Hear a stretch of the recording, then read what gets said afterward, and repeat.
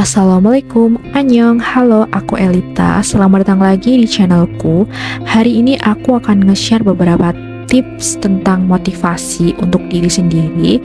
Topiknya adalah tentang cara mendengarkan yang baik. Sudahkah kita menjadi pendengar yang baik? Mengapa kita kesulitan mendengarkan? Apakah salah jika kita tidak mendengarkan? Pertanyaan itu mungkin kalian pernah tanyakan kepada diri kalian pada hal tertentu. Mendengarkan adalah hal yang penting di kehidupan ini. Ketika kita akan memproses sesuatu pun, kita harus mendengarkan dahulu baru kita memberikan reaksi kan? Nah, mendengar ini perlu dilatih agar kita menjadi orang yang baik saat bersinggungan dengan orang lain. Pertanyaannya, apakah mendengarkan itu bisa dilatih? Yaps, bisa. Kita bisa melatih dengan hal-hal berikut. Yang pertama, kalian perlu menyiapkan diri untuk menjadi pendengar yang baik. Kita perlu fokus dan santai mendengarkan apa yang mereka ceritakan kepada kita. Hindari memberi tanggapan karena orang tersebut hanya butuh didengar, bukan ditanggapi. Biarkan dia meluapkan apa yang sudah ia pendam lama. Kedua adalah kita perlu memberi jeda untuk memproses. Setelah mereka selesai bercerita, barulah kita memberikan tanggapan.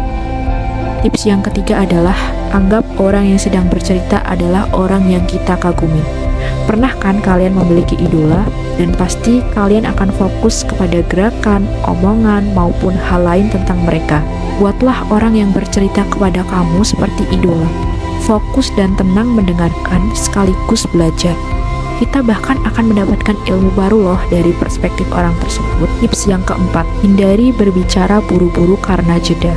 Seseorang yang telah bercerita perlu jeda untuk mencerna emosinya. Biarkan dia meredam emosionalnya. Mereka butuh untuk mengatur nafas maupun mengingat sesuatu. Jangan pernah memotong apa yang mereka bicarakan. Biarkan jeda itu memproses apa yang mereka bicarakan. Tips yang kelima adalah memberi solusi, bukan jawaban. Seseorang yang bercerita kepada kita tak butuh mencari tahu apa hal yang membuat masalah ini terjadi kepadanya.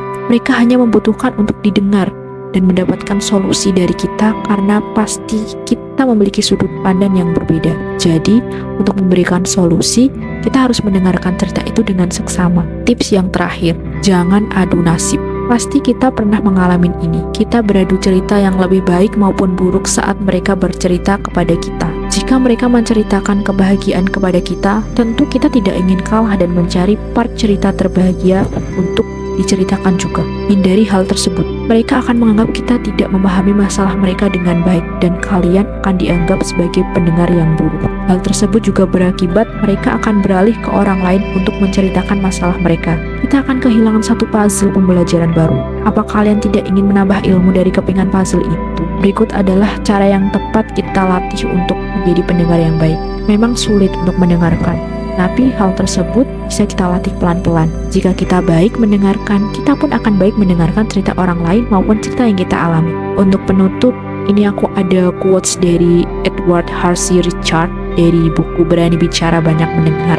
Quotes-nya seperti ini. Seekor burung hantu yang bijaksana duduk di sebatang dahan. Semakin banyak ia melihat, semakin sedikit ia bercerita. Semakin sedikit ia bercerita, semakin banyak ia mendengar. Mengapa kita tidak seperti burung hantu yang bijaksana itu? Sekian video motivasi untuk hari ini. Sampai jumpa lagi di video motivasi selanjutnya. Bye-bye!